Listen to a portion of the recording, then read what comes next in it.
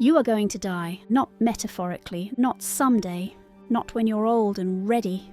You are dying right now, minute by minute. And the terrifying part is that you're pretending this fact doesn't matter. You plan your future like death isn't stalking you. You tolerate misery like time is infinite. You waste years like you've been promised more. Epictetus would call this insanity, because the moment you forget death, you surrender your life. You become obedient, distractible, controllable, and today I'm not going to comfort you about death.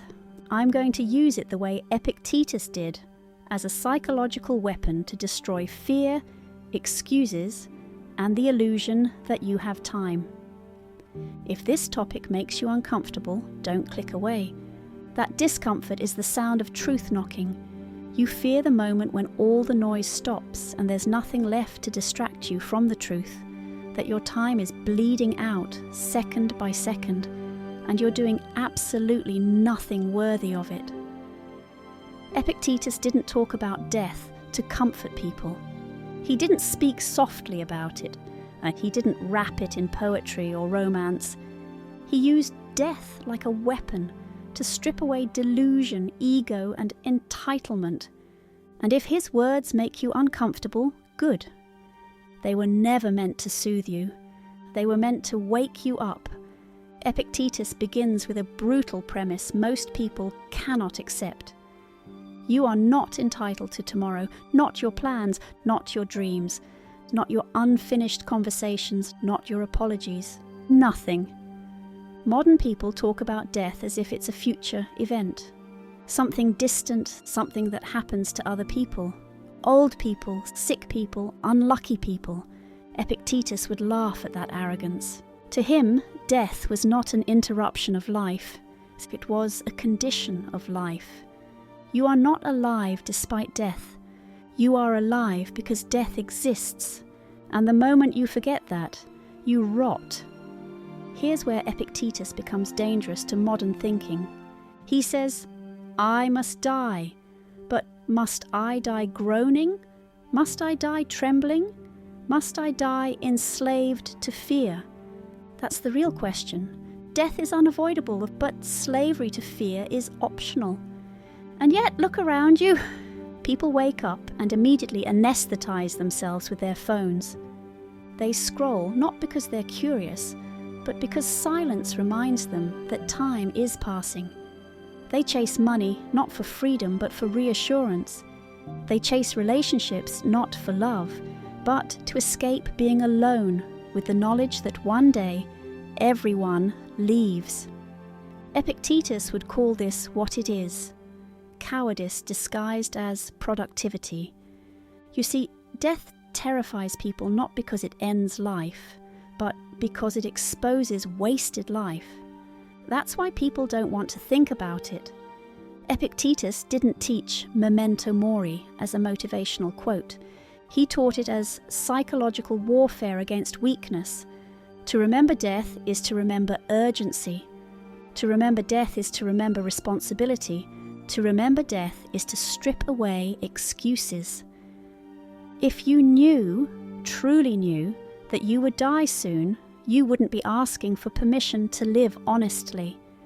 You wouldn't be negotiating with your fears, nor you wouldn't be tolerating humiliation disguised as comfort. Think about modern life. People stay in jobs they hate for decades, telling themselves they'll live later. Later never comes. Death does. People stay in relationships that drain them, afraid of loneliness, as if loneliness is worse than living a lie until the grave. Epictetus would say, you are already dead. You just haven't been buried yet. Because to him, death wasn't the loss of breath. It was the loss of agency. If you live according to what you cannot control, approval, outcomes, reputation, luck, you are already a corpse being carried by the current. Here is the core of Epictetus's teaching on death, and most people miss it. Death is not the enemy. Attachment is. You don't fear dying. You fear losing what you cling to. your status, your identity, your comfort, your story about yourself. Epictetus was born a slave.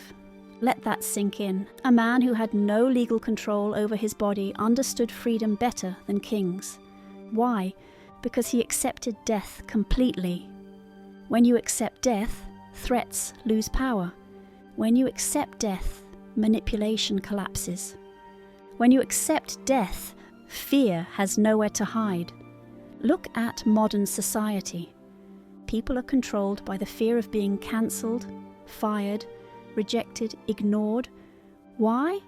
Because they believe survival depends on approval. Epictetus would say, if you fear losing what can be taken from you, you deserve to lose it. Harsh, but precise. He taught that death levels all illusions. No titles, no followers, no legacy you can cling to once you're gone. And that realization should not depress you. It should liberate you. Because if everything ends, then what matters is not how long you live, but how you stand while living. Epictetus didn't ask, how can I avoid death? He asked, how can I be unshaken when it arrives? Modern culture teaches avoidance. Stoicism teaches confrontation. Think of a modern example. A man wakes up every morning anxious, not because his life is hard, but because he's living against his nature. He numbs himself with entertainment, stimulants, distractions. He tells himself he's fine. Then someone close to him dies suddenly, and in that moment, all the illusions collapse. The deadlines don't matter, the arguments don't matter, the petty ambitions don't matter. Epictetus would say, live every day as if that moment has already happened, not to be morbid, but to be awake, because death is the ultimate audit.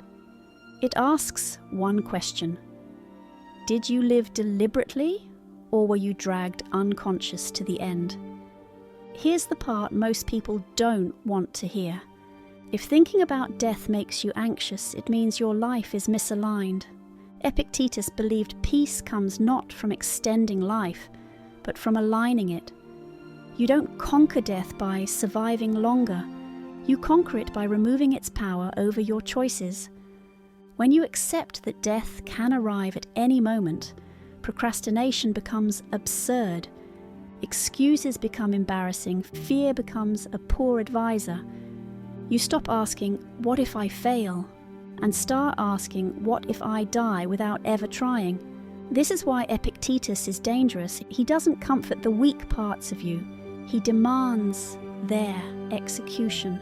He teaches that death is not a tragedy. Living without virtue is.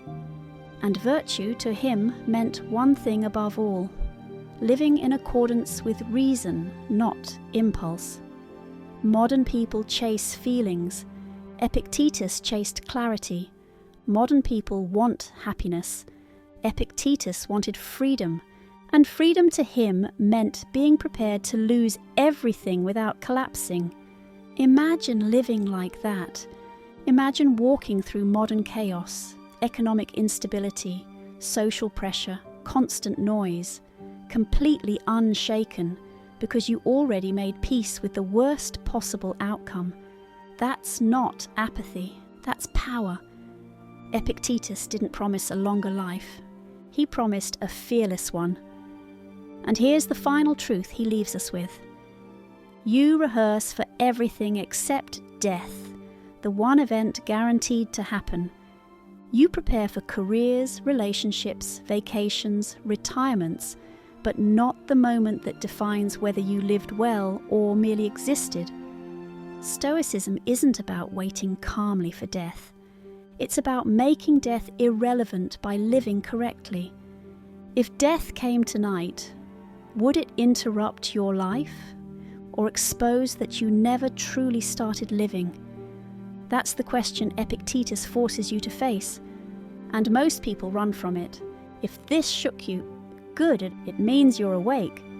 If you want more teachings that strip away illusion, fear, and weakness, subscribe to Stoic Gateway, and don't stop here.